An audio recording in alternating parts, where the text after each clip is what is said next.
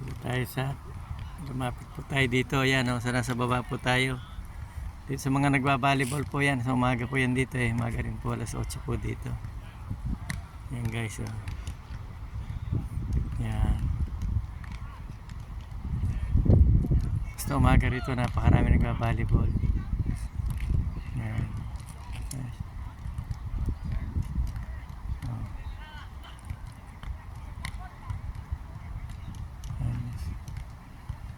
Maya po dito mainit na eh.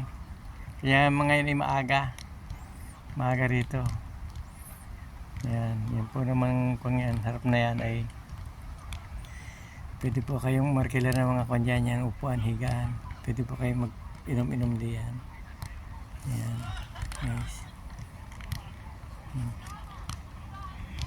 Yan, ang aga dito po ay alas 8:30 lang ng umaga, ang dami ng tao. Hanggang magdamag na po yan. Open po ito ay 24 hours. Yung mga dagat na ito. Ayan guys. Sige po guys. Thank you po guys for watching.